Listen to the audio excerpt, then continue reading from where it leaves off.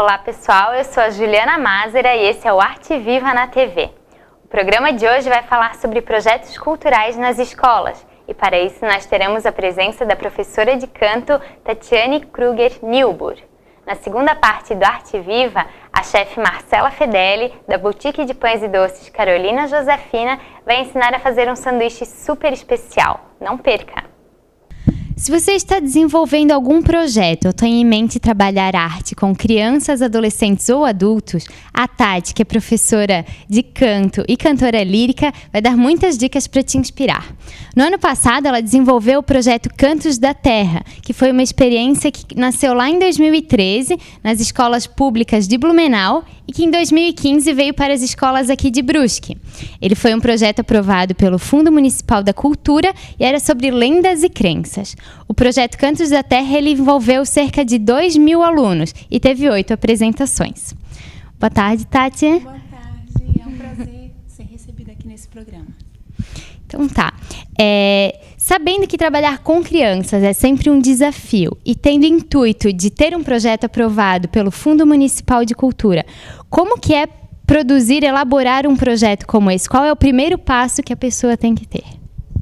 Bom, o primeiro passo é a pessoa estabelecer assim algo que lhe interesse muito e que também vai interessar o público-alvo, né? No caso, eu optei por esse tema, lendas amazônicas, porque faz parte do nosso folclore, faz parte... As crianças estudam isso na escola, as lendas, as crenças, a lenda do boto, a lenda do curupira.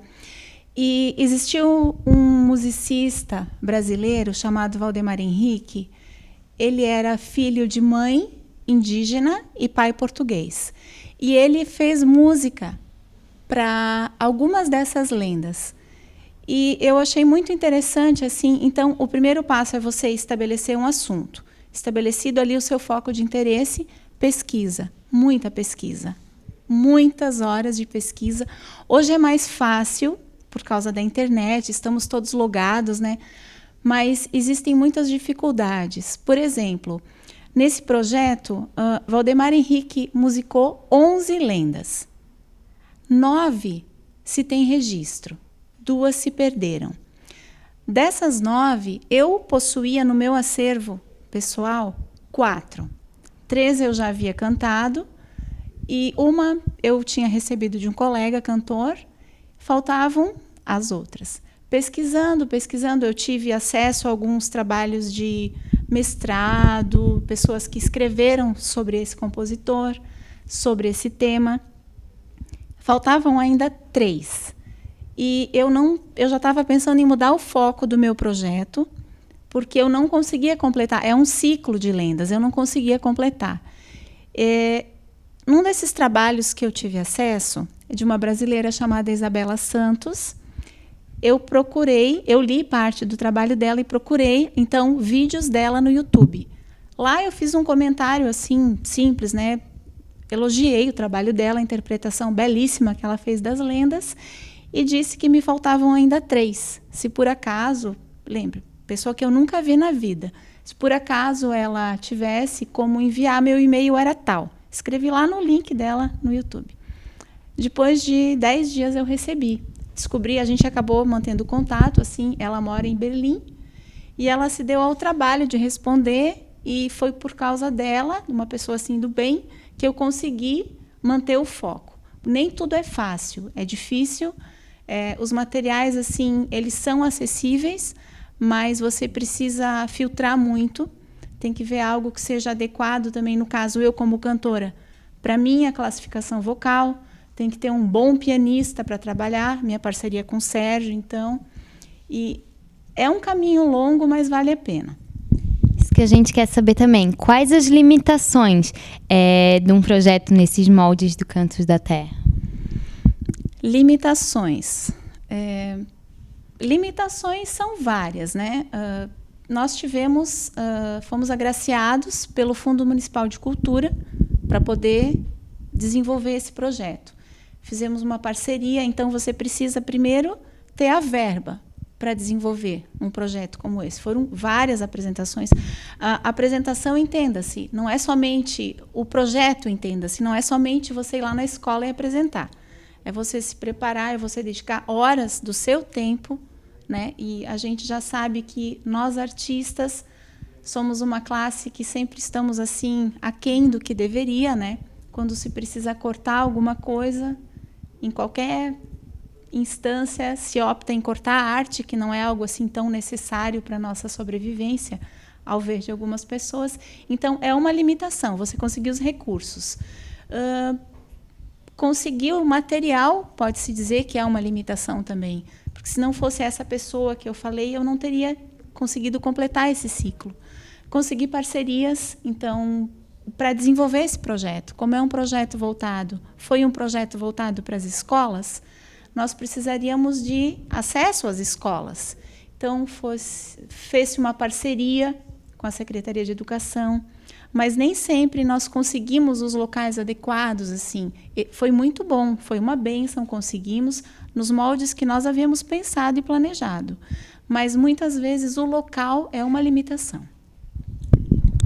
E agora a gente quer saber um pouco mais sobre esse seu novo projeto de 2016, o projeto Chiquinha Gonzaga. Fala um pouco pra gente sobre ele. Então, pensando na experiência que nós tivemos nas escolas no ano passado, já no finalzinho do ano passado, conversando com o Sérgio, a gente tentou assim chegar a um acordo de um próximo tema. Tivemos várias conversas a respeito e, em algum momento, eu me interessei por Chiquinha Gonzaga. Por quê? Primeiro, porque foi uma mulher pioneira no Brasil, em vários aspectos. Ela era filha de mãe mestiça, era uma escrava alforriada. O pai dela era militar. Então, ela foi criada e educada para ser uma dama de salão. Ela aprendeu a bordar, costurar, o catecismo, aprendeu piano, aprendeu tudo que uma dama deveria aprender. Mas ela não se sentia parte daquilo. Ela viveu durante o Segundo Reinado, onde a mulher ela era excluída, né, do convívio social. A música só era feita no ambiente familiar, não se fazia música fora do ambiente familiar. E, por causa da história de vida dela, ela teve vários contratempos na vida dela. O casamento não deu certo, ela não podia ver os filhos, e o outro relacionamento não deu certo, e os pais não aceitaram ela porque ela era uma pessoa separada, não se separava naquela época. Só um pouquinho. Coisa de cantor. Então, ela precisou sobreviver com o que ela sabia fazer, que era música. Então, ela criou uma profissão inédita, a de compositora, de pianista e de maestrina. Até então, nenhuma mulher recebia salário para fazer isso. E ela tem um acervo assim, muito grande, ela tem 263 canções. Entre elas, algumas assim que são muito conhecidas no Brasil. Ela criou um gênero próprio. Quando ela compôs O Abre Alas, que eu acho que a maioria conhece, O abre alas, eu quero passar. Ela compôs, ela inventou um gênero novo, que é a marcha carnavalesca. Até então, no carnaval, não se tinha uma música própria. Se cantava nos salões, se dançava ao som das polcas e rabaneiras, que eram as músicas da época, e fora deles o povo cantava área de ópera, cantava canções folclóricas, até marcha fúnebre. Eles cantavam na rua em procissão. Então, com a composição O Abre Alas, ela criou um gênero completamente novo para a música brasileira, que é a marcha carnavalesca. Então, Chiquinha Gonzaga foi uma mulher pioneira, foi uma mulher forte, foi uma mulher assim de personalidade e foi uma musicista assim muito importante para o nosso país. Então, por causa disso, eu escolhi esse tema. Como eu disse, existem algumas limitações e a pesquisa é extenuante. Existe um acervo das músicas dela chamado Chiquinha Gonzaga, www.chiquinhagonzaga.com.br. Então, lá eu precisei escolher das 263 canções, primeiro as que eram próprias para canto e piano. Depois, algo que interessasse os estudantes, porque senão vai ficar uma coisa chata, uma coisa assim, tipo, nossa. E aí, eu estava aí com umas 20 e precisava peneirar mais, algo que não passasse de 50 minutos. E cheguei a 10, trocando ideias também, né, com o Sérgio. E estabelecemos, então, 10 canções. Estou em tratativas de uma parceria com a Secretaria de Educação também. Já tive uma reunião com a Gleusa há umas 2 semanas atrás. Eles estão pensando em apoiar esse projeto. A princípio, 8 escolas receberão, né, fechando essa parceria, 8 escolas receberão esse projeto. Então, esse projeto, um pouquinho diferente do Cantos da Terra, vai ser canto, piano, clarinete e percussão. Que o sopro e a percussão eram características, assim, das composições dela. Muito legal. Tati, muito obrigada por vir aqui no Arte Viva na TV e muito sucesso nesses novos projetos. Muito obrigada. Nós vamos para intervalo comercial ao som de Lua Branca do projeto Chiquinha Gonzaga. E no próximo bloco, a chefe Marcela, da Boutique de Pães e Doces, vai ensinar a fazer um sanduíche delicioso. Não saia daí!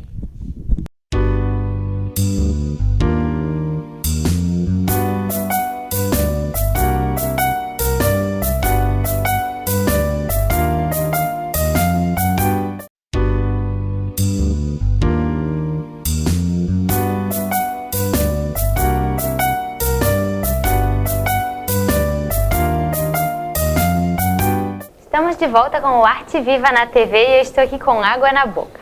Hoje nós temos a honra de receber no nosso programa a chefe Marcela Fedeli, que produz as delícias da popular Boutique de Pães e Doces Carolina Josefina.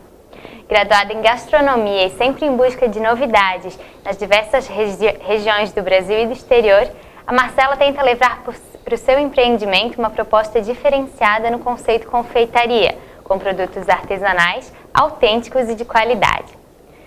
Marcela, seja bem-vinda ao Arte Viva na TV. Obrigada. Mostra pra gente, conta pra gente o que você vai fazer hoje. Hoje eu preparei um croque rústico, né?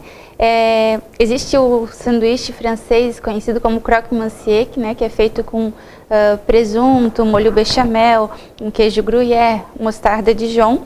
Hoje eu fiz uma pequena modificação nele, que eu tentei fazer um croque vegetariano, né? Para quem não come a opção de carne, também tem um lanche gostoso para poder fazer. Ele é bem fácil, né? E vocês vão ver, poder me acompanhar aqui no passo a passo, né? Vamos lá, então. Aqui eu separei um pão italiano com fermentação natural. Vocês podem pegar 2 fatias. Aqui a gente tem um molho de tomate cru, sem estar cozido, aquele tomate pelado que vocês vão encontrar no supermercado, latinha mesmo, só com um pouquinho de sal e um pouquinho de azeite de oliva. Vocês vão regar a fatia de pão.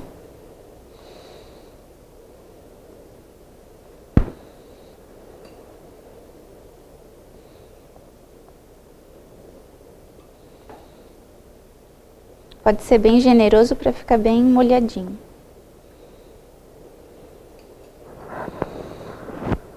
Depois a gente vai rechear com a caponata de berinjela. Esses vocês vão encontrar pronto também nessas lojas mais sofisticadas de produtos, até tem nacional, tem importado também, ou vocês também podem fazer em casa. É bem simples, é só berinjela, cebola, pimentão, pode ser 2 tipos de pimentão, azeitona e uva passa. É só refogar e deixar ela cozinhar ali por uns 20 minutinhos que já vai estar prontinho, tá?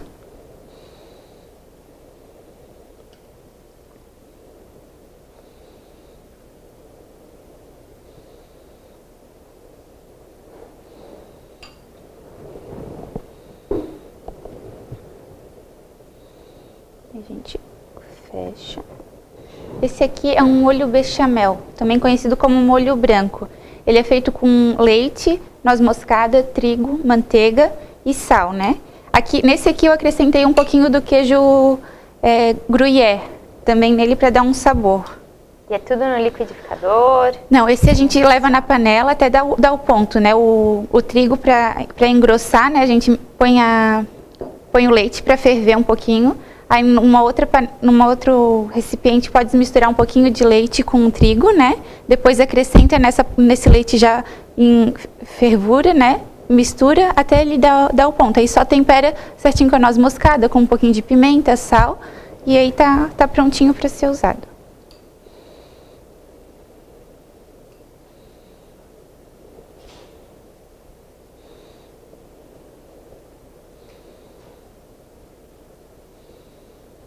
Cobre o sanduíche com molho, né? Também pode ser bem generoso esse pode, molho, né? Pode. E aí a gente completa com o queijo. Que aí ele vai gratinar no forno, né?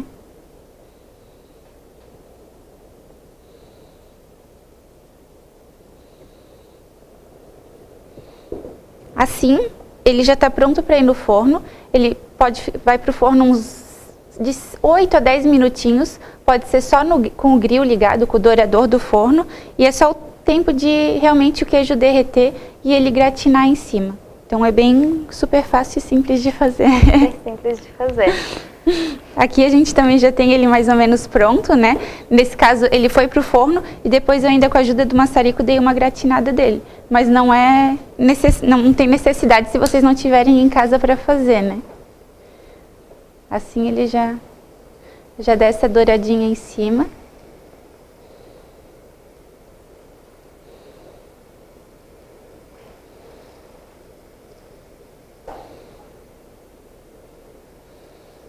E é isso, tá prontinho. Muito legal.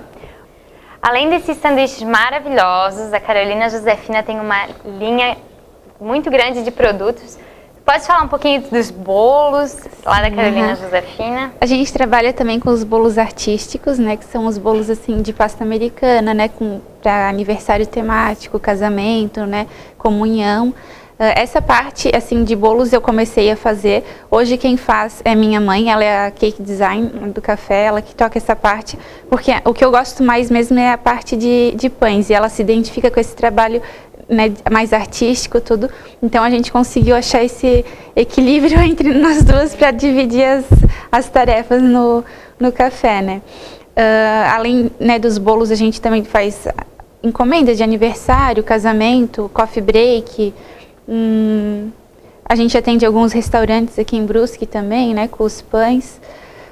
Essas seriam algumas coisas do que a gente faz. No início a gente começou apenas como boutique de doces, né? Mas eu sempre tive a vontade de trabalhar com pães. Então eu soube que tinha um padeiro francês em Florianópolis, que ele estava dando cursos, né, sobre pães artesanais, fermentação natural.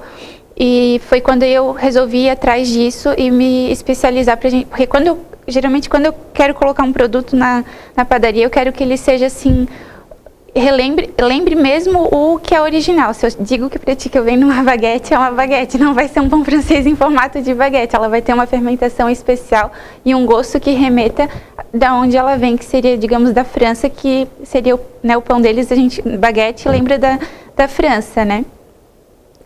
Então eu fui fazer esse curso com esse padeiro, ele deu uma consultoria pra gente, onde a gente colocou uma linha de pães. Eram poucos tipos de pães no início, né? Foi o croissant, foi a baguete, pão 7 grãos, o pão alemão, que é um pão bem pesado, de centeio, né? Bem comum, assim, das nossas avós conhecerem, né? Que não é um pão com frutas, né? E com grãos. O brioche, que também é um pão francês, a focaccia, que é um pão italiano, né? Então, essa foi a nossa primeira linha de pães que a gente inicializou esse trabalho. Depois disso, ele voltou para a França, esse padeiro, Fred, e estava morando lá e eu liguei para ele, Fred, vem fazer uma consultoria aqui para mim. Ele disse, estou na França. Eu assim, então eu posso ir aí? Né, tu consegue um estágio para mim aí? Ele assim, não, pode vir que tu vai ser bem recebida aqui onde que eu estou trabalhando. E era uma boulangerie e uma patisserie junto. Então tinha essas duas áreas, duas cozinhas, né?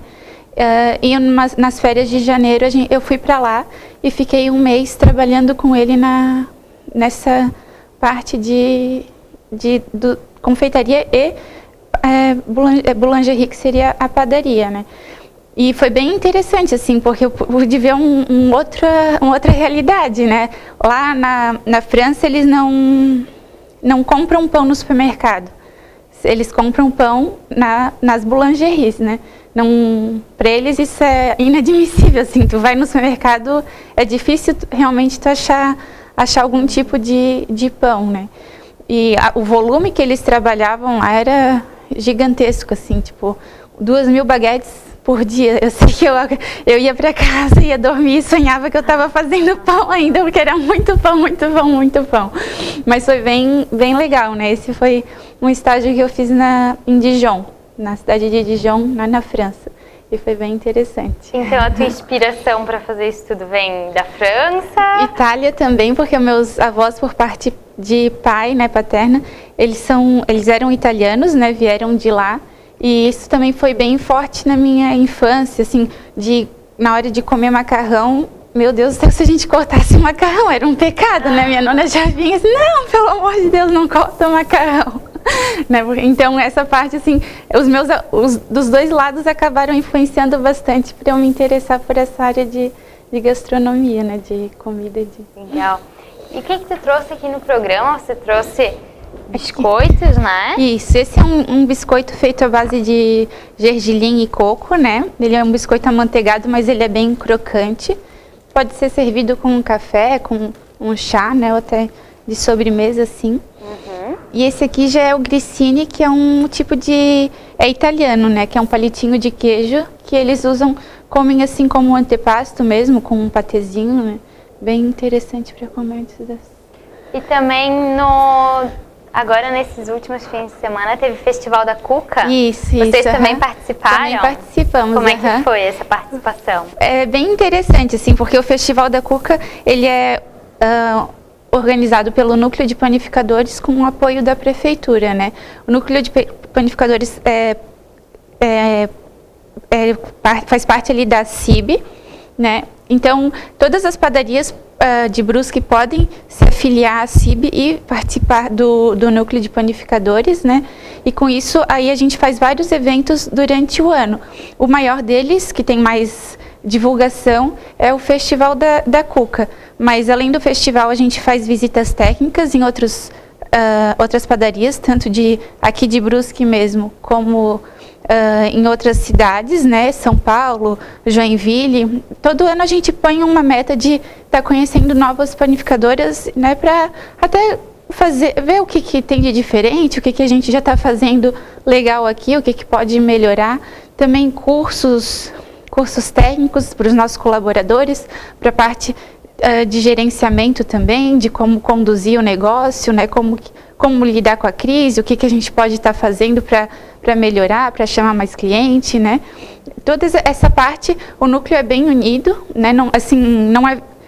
Quem está ali hoje não se vê como concorrente, sim como parceiro. Isso é bem legal, assim, porque a gente se encontra uma vez por mês e quando chega ali, todo mundo, né, o que está acontecendo ali contigo? Às vezes é um problema que tu tem com um funcionário ou com alguma outra coisa que pode ser dividida e pode ser achada uma solução, porque alguém já passou por aquilo e tem uma outra, né, visão da situação. É bem interessante. Legal. Quem quiser apreciar a gastronomia da chefe Marcela, a Carolina Josefina fica ali na rua João Bauer, em frente a Belli Seguros. Muito obrigada, Marcela. O Arte Viva na TV acaba por aqui. Eu deixo um agradecimento especial para o pessoal da Pink Bee. Todos os móveis aqui do nosso cenário são de lá, eles têm coisas muito bacanas. E por hoje é isso, até a semana que vem. Tchau!